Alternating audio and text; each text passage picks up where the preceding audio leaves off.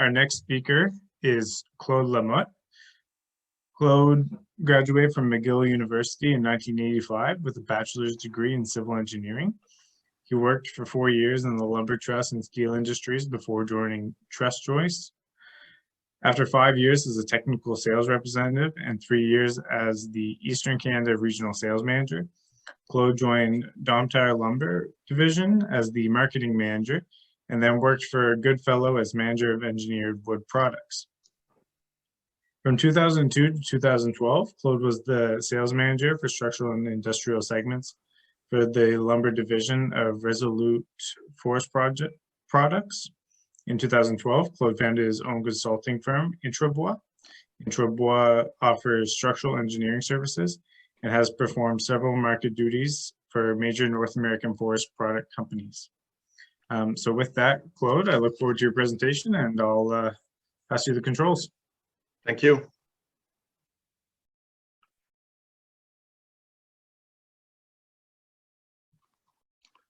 Dave, if you just want to confirm that you see my screen. Yep, everything's good. Perfect.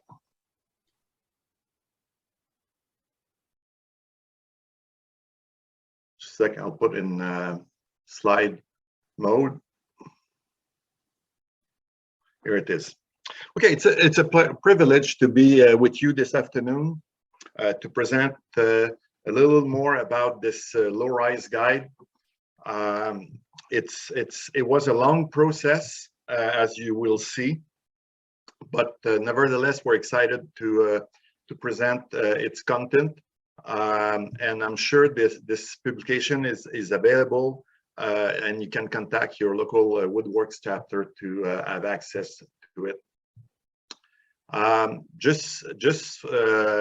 know Tim said a few words about Canadian Wood Council, but maybe one thing that is not as known is that the fact that the Canadian Wood Council is a federation of association, and in the Maritimes you have, of course, the MLB that is part of the Canadian Wood Council, and of course one of the major program of the Canadian Wood Council, on top of code standards and regulation, it's a market access, and that's the Woodworks branch, which can provide services through a host of national and regional sponsors.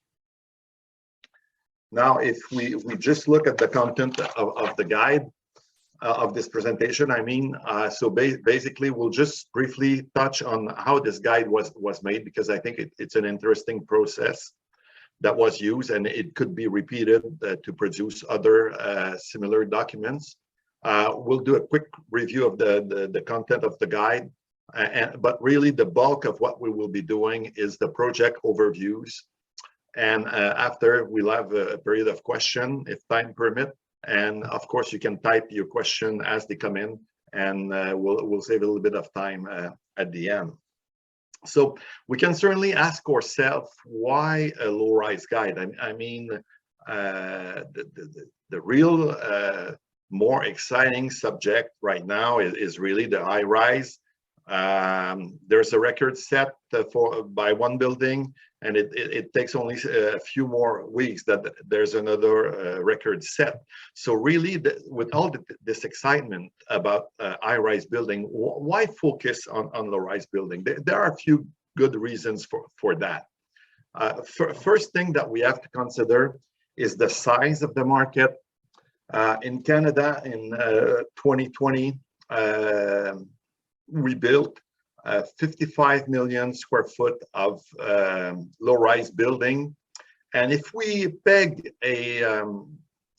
let's say an average value of $35 a square foot of structural product, let's say that's an average between heavy mass timber and light framing, well, this is close to $2 billion worth of structural project. So if we just gain 5% incremental market share, that represents 100 million of structural wood product. And if we can increase that market share by 10%, well, that will represent $200 million worth of structural products. So it's a huge market. So that's one thing. First reason why we did produce this guide is the importance of the market. Second reason, it's the market share. Our market share is very low, and typically the building that we do in wood are smaller in scale. So it means that likely the potential is a lot more to grab additional market share. And another reason is that in Canada, we're fortunate. I mean, from coast to coast, we have good engineers and architects that know how to design with timber, but we don't have enough of them. And it was thought that producing such a guide, providing very good and sound example of structural system would be a good way to contribute and increase the knowledge of the specifiers. So those are the main reason why the idea was there to come up with a low-rise guide. If we look at this whole initiative, how it started, first it started slowly. In 2017, the Canadian Wood Council did a few preliminary research to confirm the size of the market and to make sure that it was worth pursuing. And after that, there was a first meeting in 2018 in Vancouver where we gathered maybe 100 participant architects, engineers, developers, construction surveyor, and so on and so forth to discuss the low-rise market. Following that, the real start was in 2019, and we had given some thoughts on how to produce this guide, and we thought that the best way to produce this guide was really to come up with the design professionals. So basically, we held in January of 2019 3 regional workshops, one in Vancouver, one in Toronto, and one in Quebec City.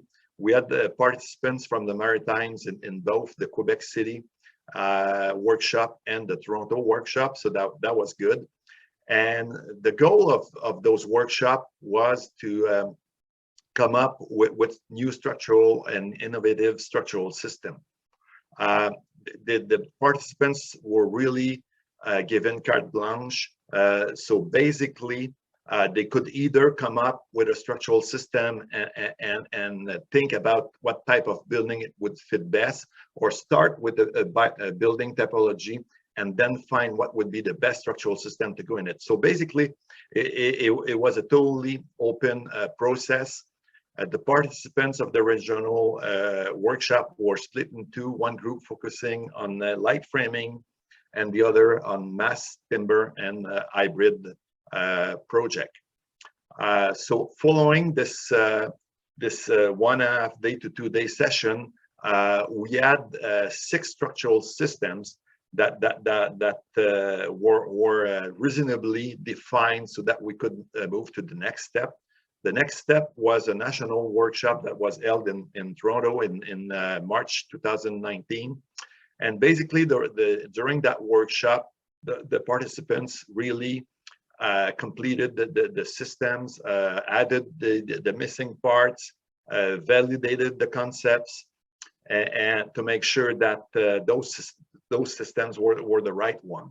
And finally, there was one additional step to come up with the systems that you see in the guide, and that is that 4 firms were hired throughout Canada, 2 architectural firms and 2 engineering firms. The architectural firm, we had asked of Edmonton, maybe some of you know Chafraz Kaba, and Chafraz was responsible for the light framing projects. And we had also Andreas Kaminski from AKA in Squamish, BC, who was responsible for the mass heavy and hybrid project. On the engineering side, we had Fastinap that was involved for the mass timber project, and that was mainly Carla Dekoff, that many of you know, that took that task. And for the light framing project, it was L2C Expert Conseil, Quebec City firm. It's Jean-Philippe Carrier that was the main engineer.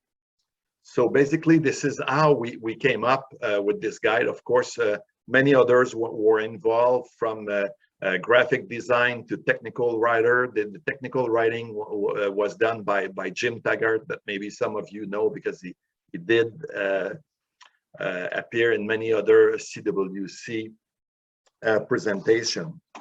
So basically, now if we look at the content of the guide, there are mainly four sections, four main sections in the guide. The first section is the introduction, where we do talk about a lot of introductory information. The second section is the light frame section. Third section, heavy timber, mass timber, and hybrid construction section. And the last section, we have plenty of appendices that are touching on a very relevant subject: fire performance, control of noise, building enclosure and moisture management consideration, carbon calculation. Of course, all the participants were included of those different workshops. And also, lastly, you have a very good repertoire of CWC publication touching low-rise project. Now, if we just look at the content of one of those appendices, about the one about building enclosure, for light framing projects, there were two types of insulation system that were considered. The first type is the regular in-cavity insulation that is still used for many projects.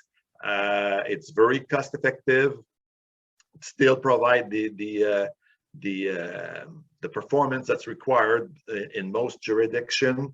But if you want a higher performing system, well, you can use the perfect wall. So that is you have your stud wall, and the insulation is placed on the outside. So the insulation really form a continuous ribbon. So we have a higher performance, but of course a higher cost as well. So this is for the building enclosure. Now, if we look at what's included for every project in the guide, we have a total of 6 projects, and for every project we have an introductory text of about 1,200 words. We have code analysis, street view, plan elevation views. We have the main structural sizes, the grid, the structural grid that is given, and of course we see a schematic view of the main structural details. Costing is given, and GHG emission were calculated as well. So now, if we start with the light framing project, this is an example of what the introductory text looks like for every project. So basically, this one is the single-story commercial retail unit. So we have the text describing the building, providing the main feature and benefits of the system required, and discussing as well a few issues. After that, we have the street view that is presented. In this case, it is a strip mall, just a little over 8,800 square feet. Basically, why this system was chosen, why this type of building? It's because this building, this type of building is found anywhere in Canada, from one ocean to the other. It's a very typical building, commercial building, but typically it's built in steel. And the challenge here was to come up with a similar building, but all in light framing. And we wanted to have a totally open facade, so that the shear walls are only on 3 sides. So we wanted to demonstrate that even though those projects are typically done in steel, they can be done effectively in light framing as well. Once we have the street view, we have some blocks of information that provides interesting and quick to look at data. So if you want to know the usage, the code classification, the number of stories, the footprint, a brief description of the structural system, And the second block, we provide we give the fire rating. We give the maximum footprint that's possible, unsprinklered and sprinklered. We speak about the roof loading, the slab on ground loading, and we have a more detailed structural, a more detailed description of the structural system used. The loads that were used for all 6 projects were the climatic load of Ottawa, because it was believed to be an average condition for Canada. We didn't want to go in a very light snow area, neither in a very high seismic area, because that wouldn't be representative of the total of what we see in Canada. So we selected average condition, which with a snow load of 2.33 kPa.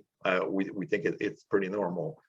On top of the basic information that's provided for every project, we have the code analysis that's given. In this case, we give the maximum area that are possible for Group D and Group E, because that type of building could have both type of occupancy. We also provide GHG emission. What we see here on the left is what you will find for every project, and the more detailed table where you have the actual numbers can be found in the appendix. Now, if we look at the structural system that was used for this project, basically we have a building length of 144 feet. We have a width of 64 feet. We have, of course, it's only a 1-story building. So basically what we have is that we have a row of plated truss, heavy timber truss. I mean, those girders are 6-ply, and they rest on steel column. As we'll see later, they are double span, because we wanted to make sure that we kept the depth to a minimum, so that we can have the roof trusses top coat bearing on top of the girder. And these girders are resting on steel column. They could have rest on glulam columns, but most columns used for that type of building are steel columns. So the design team elected to go with steel columns. What we have 2x6 exterior wall, and as we said previously, we have shear wall here on axis 1, on axis 7, and on axis 8, and absolutely no shear wall on the front. So we have shear wall on 3 sides only, and the shaded areas that you see around, those are the higher stress area for the diaphragm, the roof diaphragm. So basically, it's a very simple but very effective system. Now, if we look at the cross section, we see the regular trusses. We see the 6-ply girder on the middle. Also, the fact that we use a top court bearing connection, it does provide very good lateral support for the wood girder. So it's an added benefit. And in addition, we keep a higher clear height. In this case, it is 16 feet. Here we see a view of the girder. We see that it's double span, 2 24-foot double span, and we see by the plate size that it's quite a heavy girder, but it does the job. And like we said before, we could use the regular trusses with a top court bearing connection, which was a big benefit. Now, if we look at the previous system, it's a large warehouse, and really, what reason brought this team to select such a system? First is that typically most warehouses that we see in light framing are small in size, and so they wanted to come up with a big warehouse. This one is a 30,000 square foot warehouse. And of course, most of those buildings have a little bit of office space. So we have 8,000 square foot of office on 2-story. The other challenge that this design team wanted to do is that they wanted to use as much as possible off-the-shelf components. So basically, as we're going to see in the structural layout, we have in the north-south direction two rows of columns spaced 20 foot apart. Those columns are shown in glulam, but they could have been in steel as well if it would have been judged preferable. We have 64-foot trusses that go from the outside wall to the beam line, and all the beams were in LVL, so that at 24-inch deep LVL, which is typically more readily available. I know right now LVL is a little bit of a challenge to source, but normally it is available. And for the office, we have one line of intermediate bearing wall, and we have I-joists on both sides. All the exterior wall of the warehouse are with the 2x8 20. It's typically available across Canada. Now, if we look at the roof system, we have our roof trusses that go from the exterior wall to the beam line, and then from beam line to beam line, and then again to the exterior wall. Those trusses are sloping flat, and we have the main beams lined with 24-inch LVL. And again, what we see in darker area, that's higher stress zone for the diaphragm. To achieve a 24-foot clear height, that was a requirement from the architect. We let the exterior concrete wall exceed the slab on grade level by 4 foot. And then with the 2x8 20, we came up with the necessary clear height of 24 feet. We see for the office, very simple system, bearing wall, I-joist, another bearing wall. And then we see for the column, an interior column, we have a regular concrete pad, and the design team used a concrete pedestal to make sure that it would be resistant to impact should there be some. And typically by experience, we know that there will be some. And we see simple detail for the I-joist.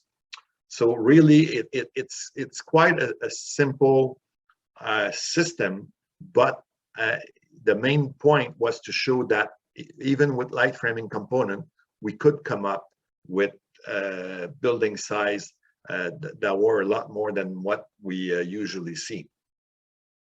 Now, if we look at the next system, this one is another light framing system. This is the last one. After that, we'll skip to the mass, heavy mass and hybrid timber projects. Why this design team picked this system is because one of the architects in the team had just done this very same building in light steel framing. So the idea, the question that was on the design team mind was, could we replicate this building that was done in steel, in light steel? It was a prefab light steel building in wood, and the answer is yes. That was done very easily with some advantages. We see here the ground floor plan. We see that the little section here at the bottom is the warehouse. The bigger other section is the office, and we see the second floor. We have beam rows, and we have open web trusses, top cord bearing. So it's a very simple floor system. On the office side, first and second story, we use 2x6 stud, but for the warehouse, because we have a 27-foot clear height, we use 11/7/8 deep LVL members. If we look at the details again, we see the very big height. 27 feet clear. We see the LVL stud. We see the blocking here to make sure that we have the shear wall done effectively, and we have the roof trusses that are clear spanning the width of the building of approximately 62 feet. Now, if we look at the first of the heavy and mass timber and hybrid system, this one is a supermarket, and the idea here was to show that we can build a fairly large building even using light framing and heavy timber components. So basically, the structural system, this building is approximately 40,000 square feet. We have glulam beam lines running east to west, and we're using a Gerber system to make sure we optimize the amount of wood. So we see the main section cantilevering out, and we see the drop section, and spanning north-south 30 feet. What we see are a stress skin panel. The stress skin panel are made of 1 1/8 plywood and LVL 16-inch deep LVL ribs spaced at 32-inch on center. So it's a very effective. It's a very effective structural system because it is very shallow. It used very little material. As an alternate, the stress skin panel could have been replaced by a plated truss that would be top court bearing on top of the glulam beam. So that would be another alternative for this structural system. On the outside, we use again 2x8 20 because this is the clear height that was required. When in fact we have a little bit more of 20 feet. We have 20'7" because there's a little bit of a concrete upstand for the exterior wall.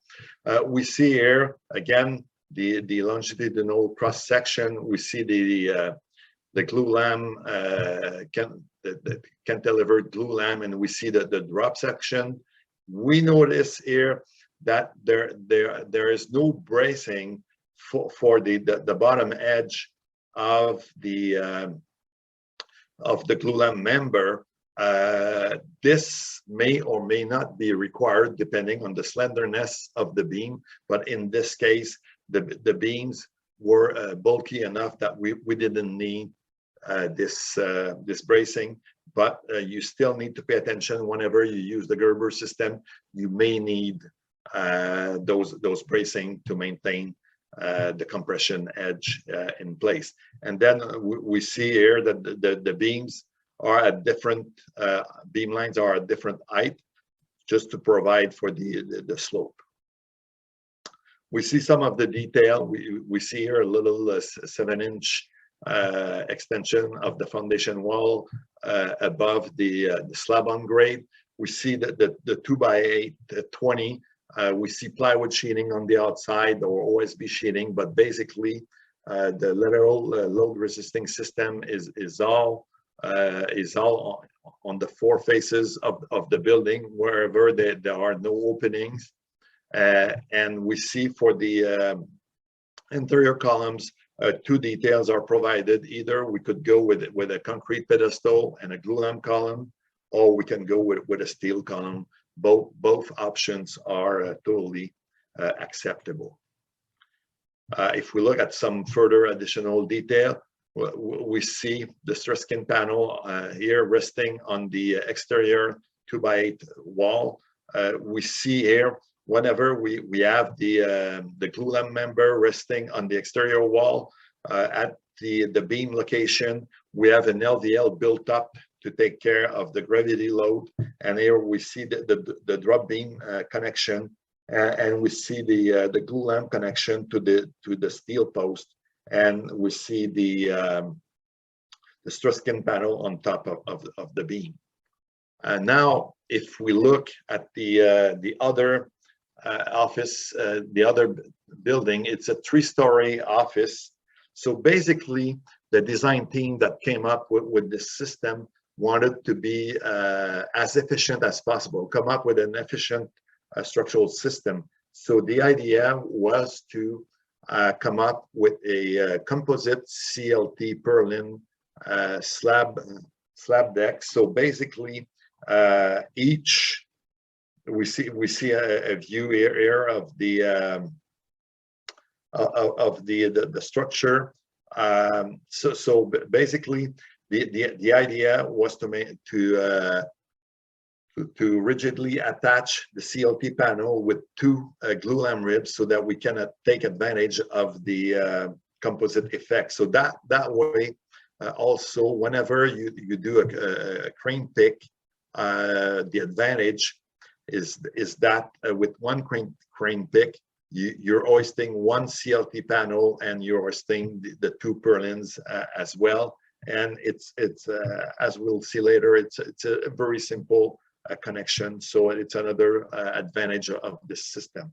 And in this case, for the bracing, the team opted for large glue lam braces that give a lot of character to this building. We see here another view of the structural system. With this system, the interesting feature is that the core, of course, within the distance permitted by the code to the exit, can be moved as needed depending on the occupancy.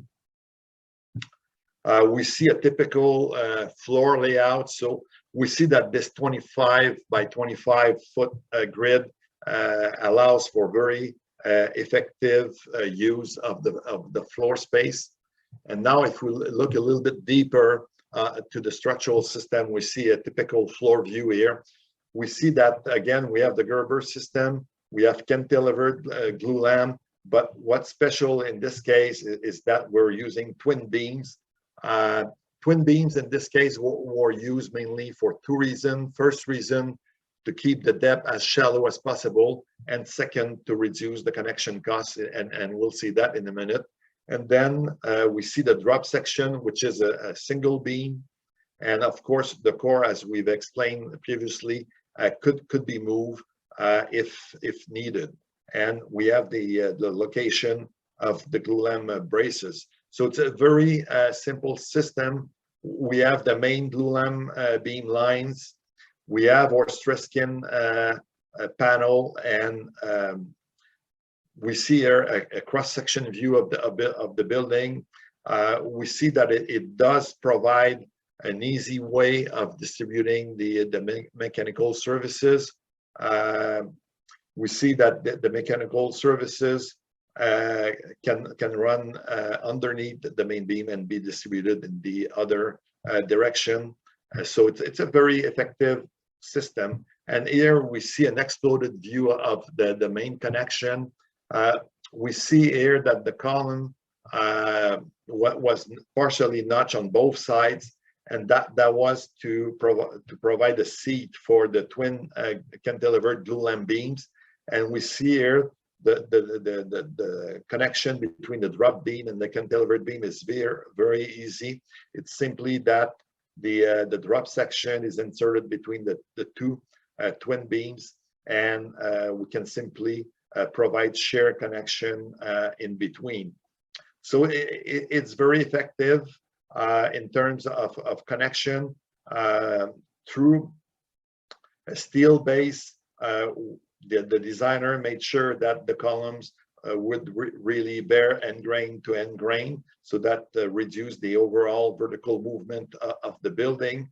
And one interesting feature, we see that the composite effect is achieved by using inclined structural screws, but with this arrangement, the CLT panel can transmit 100% of the shear. So basically, the CLT just sit on top of the glulam beam, so there's really no connection need between the purlin and the main beam. So it's a very effective system, and we see that plywood splines are used in between the CLT panels, edgewise and lengthwise, to make sure that the required diaphragm action could be achieved.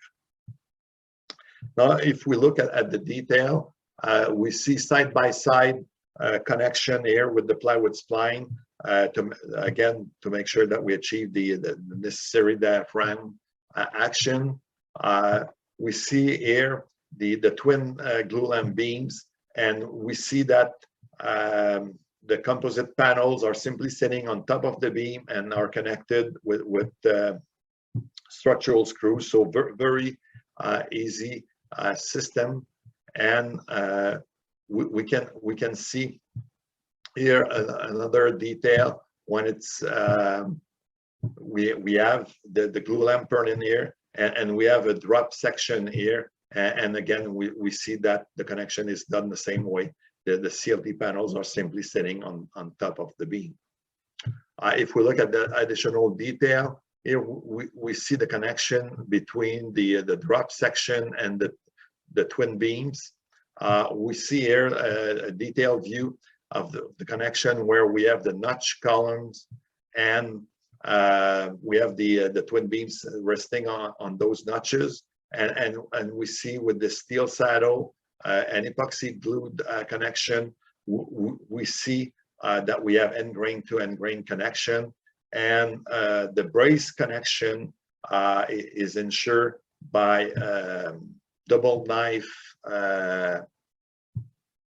connection with tight fit pin, and that provides a very ductile connection because it's the steel that will fail. So this is exactly what we want, and we have tie strap to make sure that we can transfer the horizontal load from other section of the building to where the braces are.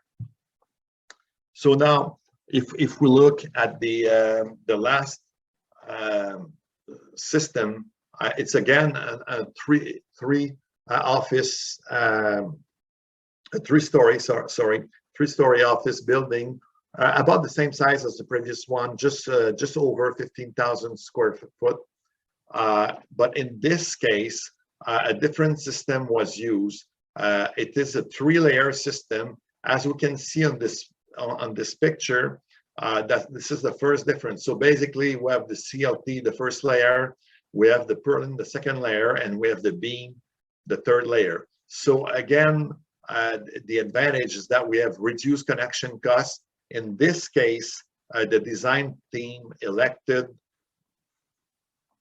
to use a CLT core plus some extra panel on the end walls.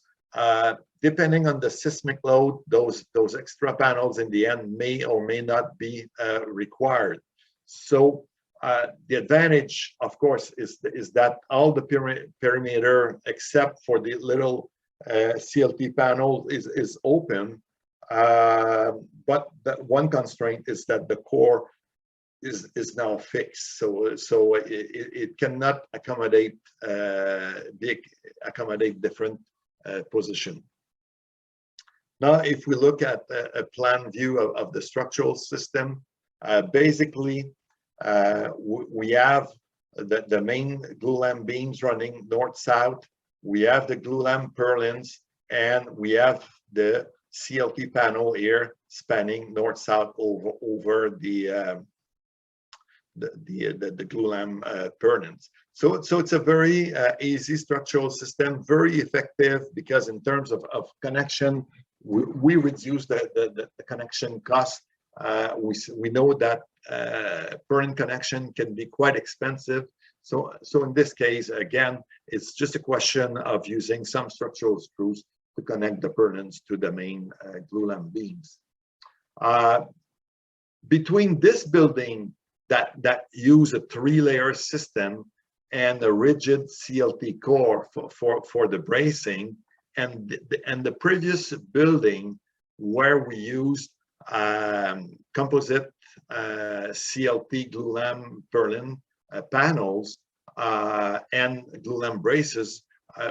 Between these two buildings, in fact, we have 4 systems, because basically with this structural system, this 3-layer system here, we could substitute the CLT core and the CLT panels on the outside by the glulam braces of the previous building. And similarly, the previous building, if we just go back,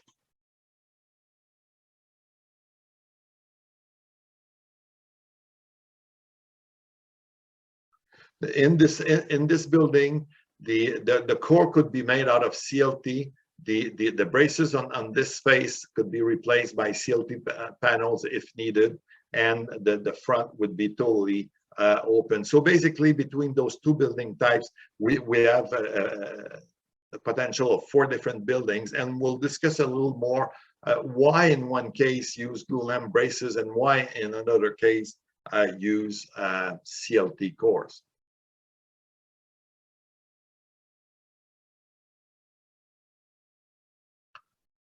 So basically, if we look at a cross section, longitudinal cross section, we see here that the main ducts run parallel to the main structural beams, and the secondary duct can be easily fit in between the purlin. So it's a very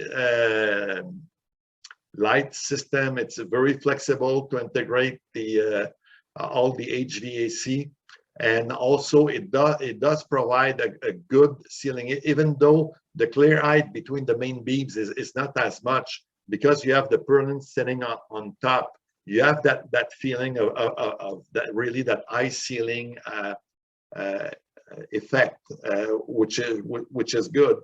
And if we look again at a typical cross section, we see the glulam panels on the, not the glulam, the CLT panels on the outside, the main columns. We see again the HVAC duct, the main ducts, and we see the smaller ducts in between the purlins. If we look at the connection detail, again, to achieve the diaphragm action, we have the plywood spline. Of course, we need that sideways and at the end of the panel. But we see here that the main structural beams are connected with more typical connectors, and we see that it's the same case for the smaller. No, sorry, the glulam purlins are connected to the column, but elsewhere they simply sit on top of the glulam beams. We see some of the details here where we have an exterior wall connection at the CLT location. We see that there's a steel angle that is being used, an 8x8 steel angle that is bolted to the foundation wall, and this is done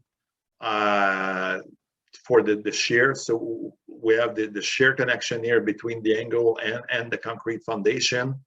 And one interesting detail is that the design team in this case, in the vertical leg of the steel angle, they provided slotted holes to make sure that those connectors here would take 100% shear and no uplift.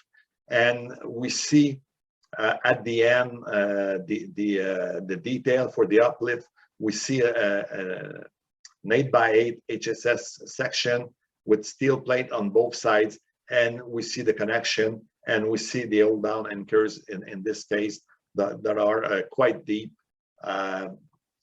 because this is all it takes. It takes all the tension load when these panels act as lateral load resisting system. So we see that even though the CLT panels come with some advantages when we use them as a shear wall, there's a price to pay when it comes to the connection. And we'll look at the core typical connections. It's pretty much the same principle. Again, you have this connection here that is meant to take only the shear, and at the end of the core members at the corners, you have an embedded steel plate with tight fit pins. Again, it's a very ductile connection, but it comes with a lot of steel. And where we have a column, it's a very simple detail, but it's a good detail. We have a concrete pedestal, we have a little bit of steel, and that way we make sure that whenever there would be water on the ground floor, it would not impact the integrity of the glulam columns. So this is a good detail. So basically, really, depending on the end use, depending if you want to have no bracing on the exterior wall, or if bracing on the exterior walls are acceptable or not, one can use either a gravity system, that is the composite CLT deck with the glulam purlins, or the 3-layer system. And again, the lateral load system could be interchanged. You could use the glulam braces, or you could use the CLT. So both are possible.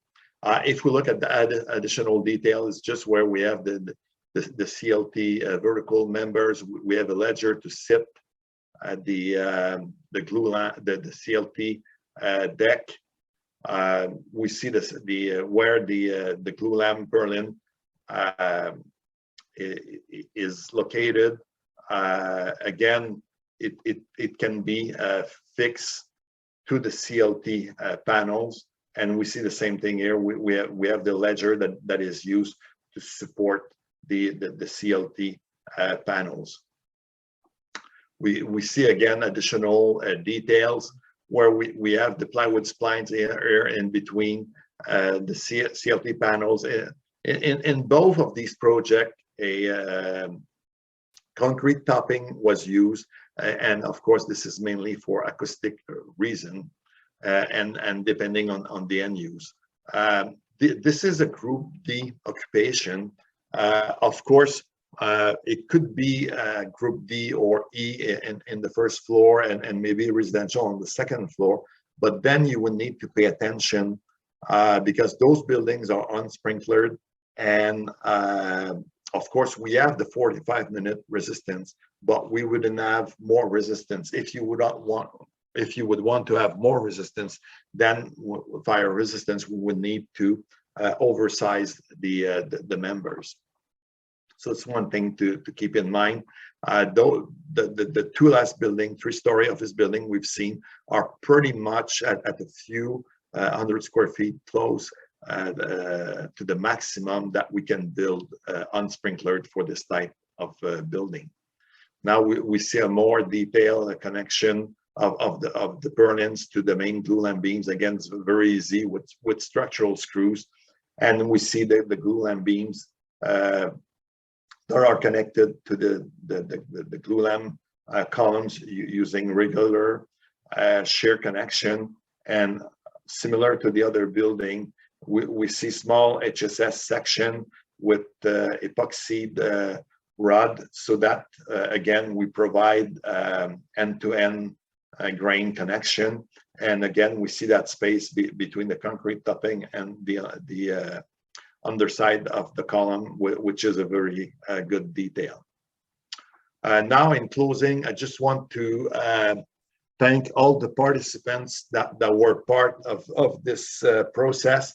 Across Canada, we had about 75 construction professionals that participated in the workshop. It was an interesting project, and in one of the workshop location, we had asked the participants if they would be given the chance to participate again in such a a workshop if they would accept, and 100% of the participants said yes. So the participants had a lot of fun coming up with those designs. It was a great place to network, and because sometimes architects don't know good engineers, and good engineers and engineers don't know good architects that are used in designing with timber. So it was a great networking place. And I recall also out west that one architect that worked on the development of those 3-story office building, he came up with the design with the other team participant.